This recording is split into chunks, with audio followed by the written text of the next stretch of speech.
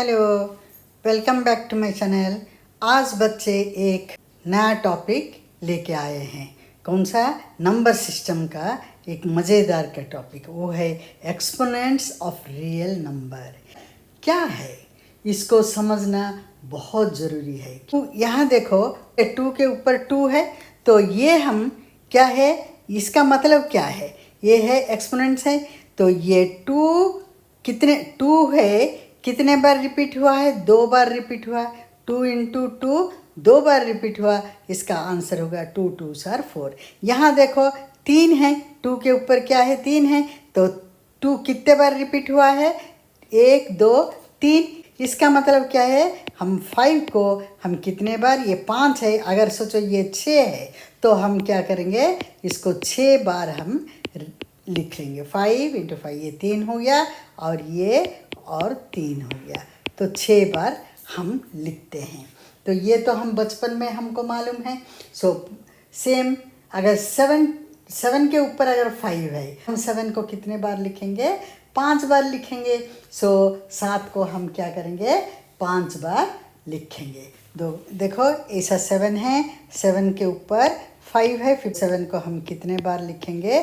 5 बार लिखेंगे। 3 4 5, 3 4 5, तो 5 बार हम लिखते हैं। सेम चीज़ को बार बार करके, जितने बार वो लिखा हुआ है ऊपर जितने हैं, उतने बार हम मल्टीप्लाई करते जाएंगे।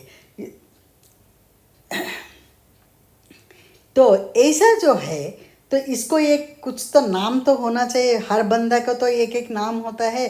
तो फिर अगर ऐसा 7 के ऊपर 5 लिख दिए, 5 के ऊपर 3 लिख दिए, फिर इसका नाम क्या है? एक स्पेशल टर्म देते हैं। इसको हम क्या करते हैं? इसको सीखना बहुत ज़रूरी है। इसको हम कहते क्या हैं? एक्सपोनेंट्स। लेकिन क्या है, ये नीचे वाला जो लिखते हैं उसको हम क्या कहते हैं? 7 हो गया हमारा बेस, और ऊपर जो है इसको हम लिखते हैं 5, जो है ये हो गया हमारा एक्सपोनेंट। समझ गए? वैसे अगर मतलब क्या है, ये 2 हमारा, ये क्या लिखा हुआ है? बेस हमारा क्या है? 2 है, और एक्सपोनेंट हमारा क्या है? एक्सपोनेंट 3 है। तो इसको हम कैसा 3 है, और इसको हम कैसा पढ़ेंगे या कैसा लिखते हैं? तो यहाँ लिखेंगे थर्ड पावर ऑफ 2। अगर 4 अगर होगा तो फोर्थ पावर ऑफ 2 लिखेंगे। बेस अगर 5 है, इसके ऊपर 19 है, अगर 19th पावर ऑफ 5 है, तो बेस हमारा यहाँ क्या है?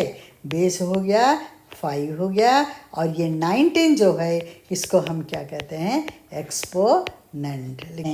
एक्सपोनेंट का और एक नाम भी देते हैं, एक्सपोनेंट भी कह सकते हो, नहीं तो एक्सपोनेंट कह सकते हो, नहीं तो इसको इंडेक्स भी कहते हैं। थर्ड पावर ऑफ 2 लिखे, तो इसका मतलब बेस हमारा हो गया क्या है? 2 है, और एक्सपोनेंट क्या हो गया हमारा? 3 है। कैसा लिखेंगे? Third power. इसको हम कैसा लिखेंगे? थर्ड पावर ऑफ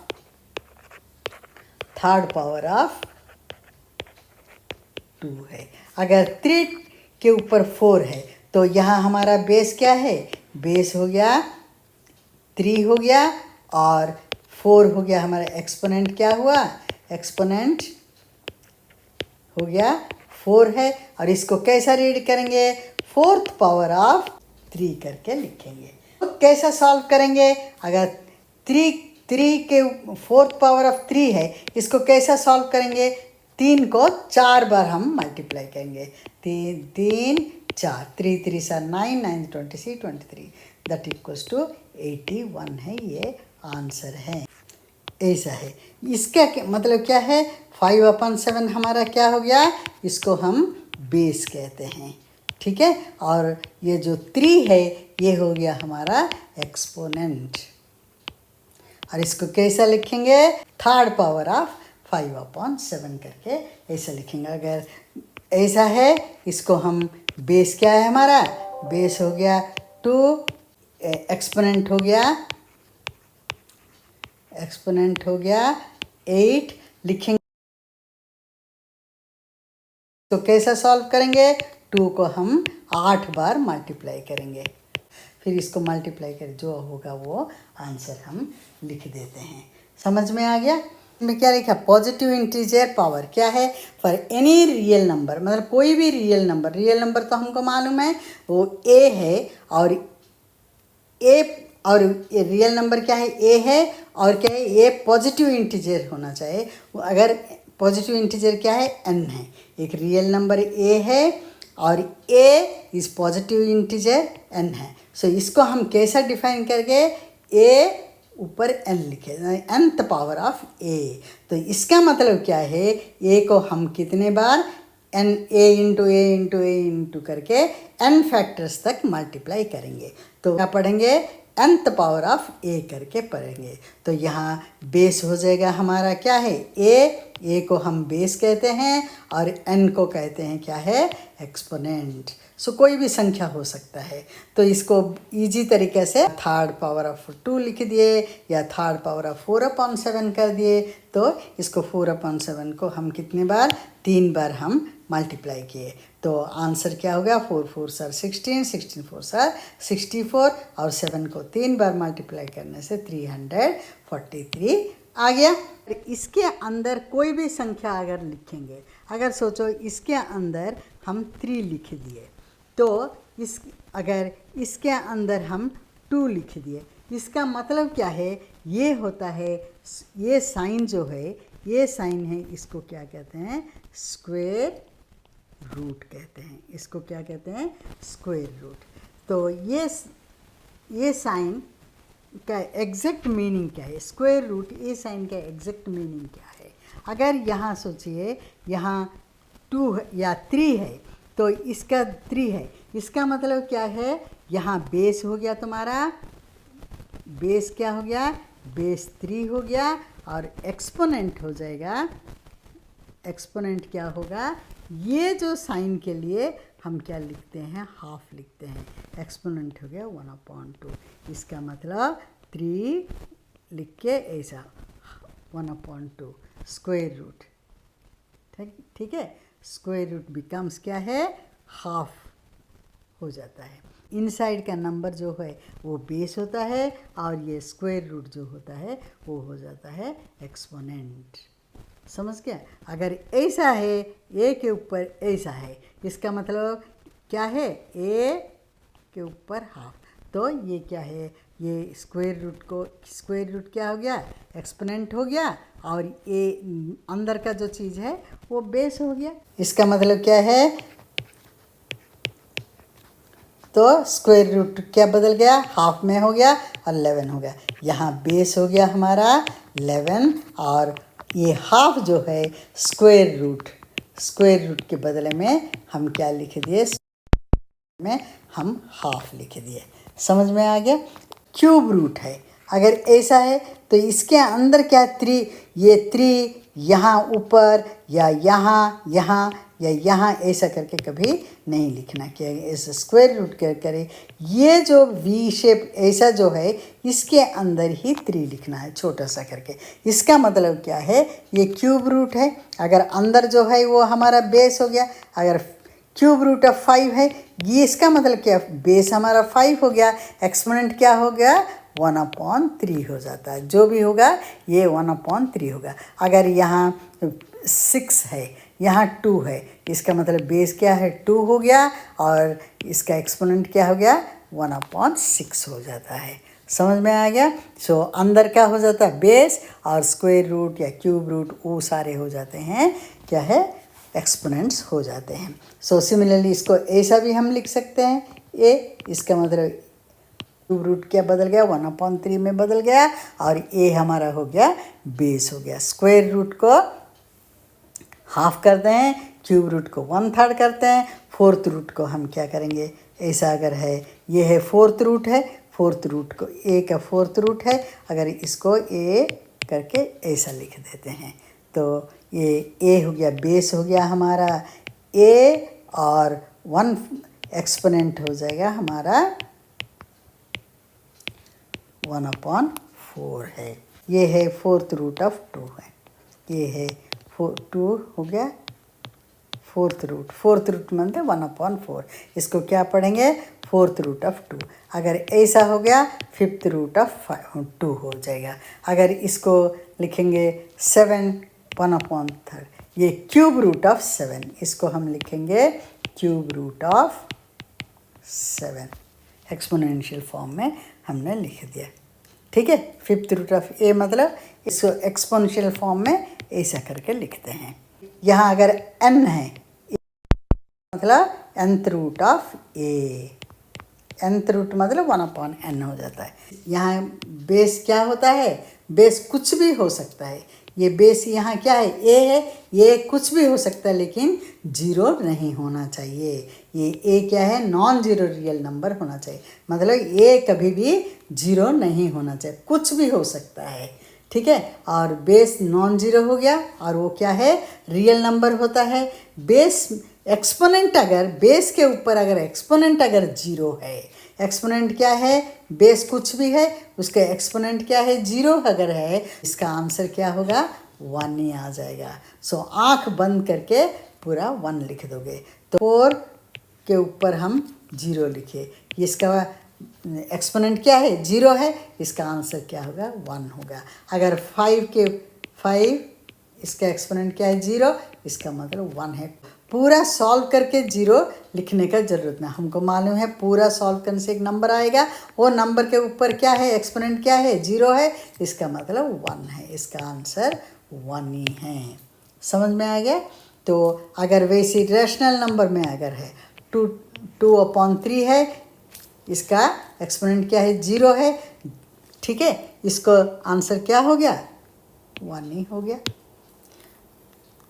ठीक है, नेगेटिव इंटीजर पावर अगर होगा, इंटीजर्स क्या है, पॉजिटिव भी हो सकता है, नेगेटिव इंटीजर्स मतलब क्या है, -2 -1 -4, ये सारे नेगेटिव इंटीजर्स हैं। अगर बेस ए है, अगर बेस हमारा ए है, इसका इंडेक्स अगर नेगेटिव अगर होगा तो क्या होता है, इंडेक्स अगर नेगेटिव होगा, नेगेटिव n है तो हम इसको क्या, इस ए रेसिप्रोकल हो जाता है, इंडेक्स क्या हो जाएगा, n हो जाता है। ऐसा है, -3 है तो ये क्या है, ये बेस हमारा 2 है लेकिन नेगेटिव है, इसलिए ये रेसिप्रोकल हो जाएगा, 1/2 हो गया। और ये जो एक्सपोनेंट जो है वो पॉजिटिव हो जाएगा। तो इसको सॉल्व करेंगे तो 1/2 into 1/2 into 1/2, that is 1/2 to sir 4, 4 to sir 8, 1/8 is the answer. Similarly ये है, इसका मतलब क्या है, ये बेस रेसिप्रोकल हो जाएगा और जो ये एक्सपोनेंट जो है नेगेटिव एक्सपोनेंट वो पॉजिटिव में चेंज हो गया। अगर ये हमारा 2/3 है, इसका एक्सपोनेंट -2 है, तो इसका मतलब क्या है, बेस क्या है, रेसिप्रोकल हो जाएगा। यहाँ बेस 2/3, इसका रेसिप्रोकल क्या है, 3/2 हो गया। एक्सपोनेंट क्या है, 2 है, -2 है लेकिन यहाँ +2 हो जाएगा, पूरे ऊपर ऐसा हो जाएगा, या 3 के ऊपर 2 और 2 के ऊपर 2 इंडेक्स एक्सपोनेंट्स 2 2 करके लिख दोगे और इसका आंसर होगा 3 3 सर 9, 2 2 सर 4 हो गया इसका आंसर। लॉज ऑफ एक्सपोनेंट्स ये हम छोटे क्लास में भी पढ़ के आए हैं, तभी भी और एक बार रिवाइज करेंगे। फर्स्ट लॉ कहता है क्या है, अगर if A is any real number, A क्या है, एक रियल नंबर, ये है ए क्या है हमारा रियल नंबर, और m और n अगर इसका पॉजिटिव इंटीजर्स है, m and n are positive integers, then exponents क्या होगा, a के ऊपर m लिखे और mth power of a, then nth power of n।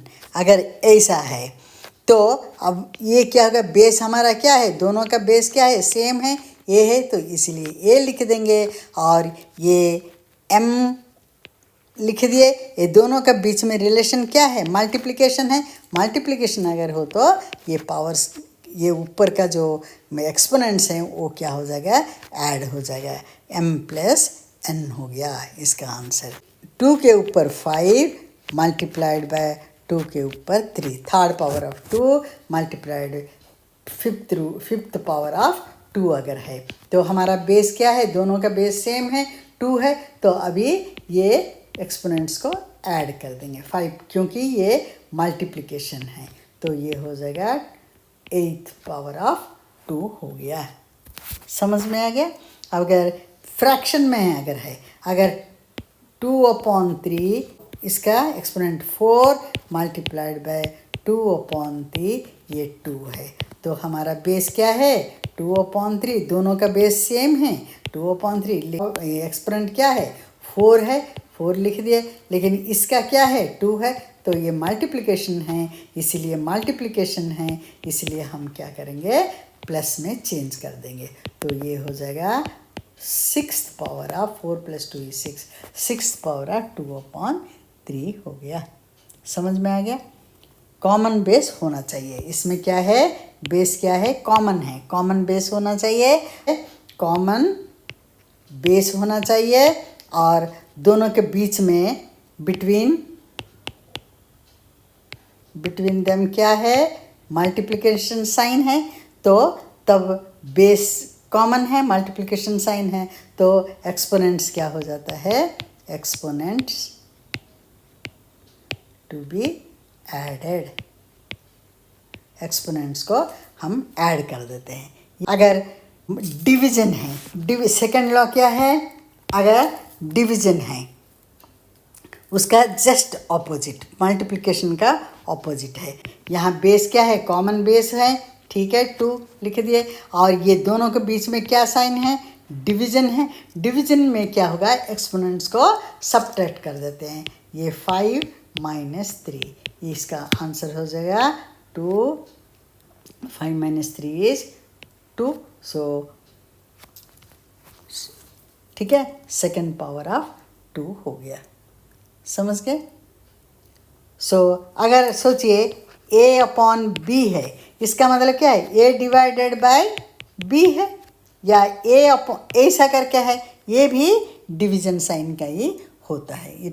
इस डिवीजन को हम 2 तरीक़ा से लिख सकते हैं, ऐसा भी लिख सकते हैं और ऐसा भी लिख सकते, 2 तरीक़ा से हम डिवीजन, ये तो डिवीजन है लेकिन इसको इस तरीक़ा से भी लिख सकते हैं, इसको इस तरीक़ा से भी लिख सकते हैं, और न्यूमरेटर हमेशा ऊपर होगा और डिनोमिनेटर नीचे होगा। सो न्यूमरेटर का जो एक्सपोनेंट है माइनस डिनोमिनेटर का एक्सपोनेंट करेंगे, तो ऐसा अगर है तो ये क्या हो गया, न्यूमरेटर दोनों बेस क्या है सेम है कॉमन है, लेकिन एक्सपोनेंट पावर है क्या है न्यूमरेटर का एक्सपोनेंट क्या है 3 है, और दोनों का ये क्या है डिवीजन साइन है, इसलिए माइनस लग दिया है। अगेन डिनोमिनेटर में कितना है एक्सपोनेंट 2 है, -2 कर दिए, तो ये हो गया 1। कभी भी 2 माइनस ऐसा 7 2 - 3 नहीं किया, न्यूमरेटर माइनस डिनोमिनेटर हमेशा करना है। ए और इसका m उसका पावर n ऐसा है, तो इसको क्या करते हैं ये दोनों मल्टीप्लाई होगा, ये दोनों पावर माने एक्सपोनेंट के ऊपर एक्सपोनेंट अगर होगा तो मल्टीप्लाई हो जाता है। जैसे अगर 2 है, यहाँ 3rd पावर ऑफ 2, फिर इसका एक्सपोनेंट क्या है 5 है, ठीक है। अगर ऐसा है तो क्या है ये दोनों को हम मल्टीप्लाई करेंगे, बेस क्या है हमारा 2 है, एक्सपोनेंट 3 है, और इसको हम क्या मल्टीप्लाई करेंगे 5 कर दिए, ये हो गया 5 3 7 15 हो गया हमारा आंसर। सिमिलरली 5 है, इसका ऐसा है क्वेश्चन, तो क्या करेंगे 5 और ये दोनों को मल्टीप्लाई करेंगे 2 × 7, तो 14th root of 5 14th power of 5 कर दिए। अगर ये फ्रैक्शन में 4/3 पावर मैंने एक्सपोनेंट के ऊपर एक्सपोनेंट, फिर ये दोनों को मल्टीप्लाई कर देंगे, 4/3 कर दिए, 2 × 3 हो गया, 4/3 करके 6th पावर ऑफ 4/3। समझ में आ गया। फिर 4th लॉ क्या है, अगर ऐसा है nth power of a multiplied by nth power of b। अगर यहाँ क्या है, बेसिस आर डिफरेंट बट ये एक्सपोनेंट्स क्या है, सेम है, तब क्या करेंगे, दोनों base multiply, a into B हो गया, लेकिन पावर इनका एक्सपोनेंट क्या है, n है, तो n हो गया। तो ये इसका आंसर हो गया, ये है। समझ, 2 इंटू 3 है, ऐसा अगर है तो हम क्या लिखेंगे, 2 इंटू 3 करके, 2 का एक्सपोनेंट क्या है, 2 है, और मल्टीप्लाइड बाय 3 का एक्सपोनेंट 2 है। तब ये बेसिस क्या है, डिफरेंट है, लेकिन एक्सपोनेंट्स क्या है, सेम है, कॉमन है, तो ये दोनों को एक ब्रैकेट में लिख के एक्सपोनेंट ये कर देंगे। तो ये हो गया 2 3 6, ये हो गया 6 इंटू 6 दैट इज 36। देखो इसका आंसर देखो, 2 2 4, 3 3 9 4 36। आंसर सेम आया या नहीं, आ गया। सिमिलरली अगर 3/4 है और उसका पावर अगर ऐसा है 6 है, तो हम क्या करेंगे, इसका ये ऐसा भी लिख सकते हैं, समझ गए। फिर इसको 6 बार मल्टीप्लाई करेंगे। 12 के ऊपर अगर सोचो थर्ड पावर ऑफ 12 लिखा है, तो हम क्यों इसको स्प्लिट भी कर सकते, 4 2 ऐसा करके पावर 3 कर दे ऐसा। इसका मतलब क्या है, 4 third power of 4 into third power of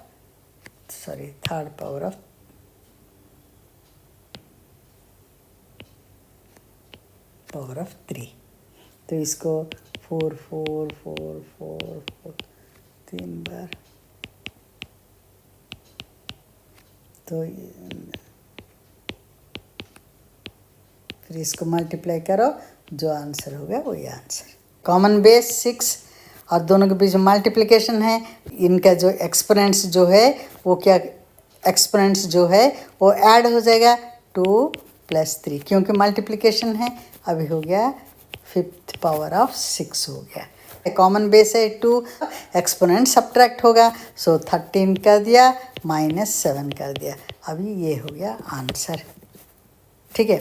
अगर ऐसा है इसका मतलब एक्सपोनेंट के ऊपर एक्सपोनेंट है, तो ये दोनों को मल्टीप्लाई कर दिए, ये हो जाएगा 3 2 6, राइट। वैसा -2/3 है इसका अर्थात, इसका मतलब सॉल्व करो कहने से क्या करेंगे, 2/3 इंटू -2/3 इंटू -2/3, तो इसको करने से -8/27 है इसका आंसर, ऐसा है। तो इसको कैसे करेंगे, ये दोनों को पहले क्या है, ये दोनों बेस सेम है, तो बेस सेम लिख दिए, और के बीच में क्या है, मल्टीप्लिकेशन है, क्या है, एक्सपोनेंट दोनों ऐड हो गया, 15 + 5 हो गया, और माइनस को माइनस साइन के, फिर ये दोनों का बेस सेम है, 2 लिख दिए, यहाँ एक्सपोनेंट इसका 12 है, दोनों के बीच में क्या साइन है, मल्टीप्लिकेशन, इसका मतलब प्लस हो गया, ये हो गया। तब अभी 15 + 5 इज 20 हो गया, माइनस ये हो गया, ये भी 20 हो गया, प्लस ये दोनों सेम है, इसलिए दोनों आराम से कट जाएगा, आंसर आ जाएगा हमारा 0। समझ में आ गया, इस तरीके से हम सॉल्व कर सकते हैं। प्लस माइनस अगर होगा तो इसको हम अलग अलग करके ही हम सॉल्व करना है हमको। अभी हम एक्सरसाइज 1.5 का करेंगे, ठीक है। Find square root of 64। Base है 64 है, लेकिन इसको हम फैक्टर्स निकालेंगे। 3 6, इसका मतलब इसको हम ऐसा लिख सकते हैं, 6th पावर ऑफ 2 लिख दिए, तो उसके ऊपर क्या है हमारा 1/2 है, 64 का हम इस तरीके से कन्वर्ट कर दिए। बेस क्या है 2 हो गया, एक्सपोनेंट क्या हो गया 6 हो गया। तो इसका हम कैसे सॉल्व करेंगे, ये दोनों को मल्टीप्लाई होगा, है ना, ये दोनों को हमारा मल्टीप्लाई होगा। तो अब बेस को 2 लिख दिए, और ये 6 इंटू 1/2 को मल्टीप्लाई करें। तो अब ये दोनों को मल्टीप्लाई करने से क्या होगा, 2 1 2, 2 3 6। तो अभी थर्ड पावर ऑफ 2 आ गया, इसको सॉल्व करेंगे, इट इज़ द आंसर। हम फैक्टर्स निकालेंगे 32 का, 5 बार है तो 2 के फिफ्थ पावर ऑफ 2 हो गया, और उसके ऊपर एक्सपोनेंट क्या है 1/5 है, तो हमारा a to the power of a m ऐसा है, that equal to a into m into n हो जाएगा, ऐसा हो जाएगा। तो फिर 2 5 मल्टीप्लाइड बाय 1/5 काट दिए, ये हो गया हमारा 2 इज़ द आंसर। बेस हो गया 5, कितने बार रिपीट हुआ 3 बार, 3 लिख दिए। फिर इसका एक्सपोनेंट क्या है 1/3 है, ठीक है, क्यूब रूट ऑफ ये दे दिया है। तो अब 5 3 इंटू 1/3, 3 कट गया, आंसर हो गया 5। 3 3 सर 9, सो 3, और इसका कितने बार 2 बार रिपीट हुआ, 2 कर दिए। फिर उसके ऊपर फिर एक्सपोनेंट क्या है 3/2, तो अब क्या हो गया बेस 3 लिख दिए, इसका एक्सपोनेंट 2 है, फिर उसका फिर एक्सपोनेंट क्या है 3/2, 3/2, ये 2 कट गया, ये आ गया 3 third power of 3, that equals to 27 हो गया हमारा आंसर। तो पावर ऑफ 2 आ जाएगा, फिर उसके ऊपर पावर क्या है 2/5, ये दोनों को फिर 2 5 इंटू 2/5, ये 5 कट गया, ये हो गया, इसका answer 2 into 2 that is 4 is the answer. Got it. फिर थर्ड वाला 16 3/4, ठीक है, इसका हो गया 16 का निकालो, बेस 2 हो गया, कितने बार रिपीट हुआ 4 बार, 4 हो गया तुम्हारा एक्सपोनेंट। फिर उसके ऊपर और एक एक्सपोनेंट है 3/4, तो ये दोनों को मल्टीप्लाई हो जाएगा, 4 इंटू 3/4, ये 4 कट गया, ये हो गया 2 थर्ड पावर ऑफ 2, इसका आंसर 8 हो गया, ये हो गया हमारा आंसर। Got it. फिर ये वाला 125 रेस्ट -1/3, हम बताए हैं माइनस है, ये रेसिप्रोकल हो जाएगा, 1/125 हो गया, एक्सपोनेंट क्या है पॉजिटिव हो जाएगा। 125 का फैक्टर्स निकालो, 5 होल हो के 1/3, इसका मतलब क्या है 1/5 के ऊपर 3 है, और उसके ऊपर क्या है 1/3 है, ये 3 कट गया, आंसर हो गया 1/5, राइट। थर्ड क्वेश्चन, अब देखो दोनों है मल्टीप्लिकेशन है, बेस क्या है कॉमन है 2 लिख दिए, तो इसका एक्सपोनेंट क्या है 2/3, लेकिन ये दोनों के बीच में क्या है मल्टीप्लिकेशन है, तो ऐड हो जाएगा, एक्सपोनेंट्स ऐड हो गया, 1/3 कर दिए, तो बेस 2 को 2 लिख दिए, ये हो जाएगा 3/3, एलसीएम लिए 3 आया, 2 + 1 = 3, 3/3, ये हो गया, आंसर क्या होगा 2 हो गया, ठीक है। ये है, ये अपॉन है, इसका मतलब डिवीज़न है, बेसिस क्या है कॉमन है 11 हो गया, इसका एक्सपोनेंट क्या है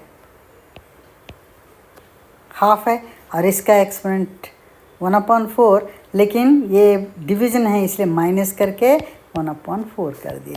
फिर अब ये करके फिर इसका एलसीएम क्या है 4 हो गया, 2 - 4 1 हो गया, सो दैट इक्वल्स टू 11, 2 - 1 = 1/4, ये हो गया हमारा आंसर, ऐसा है।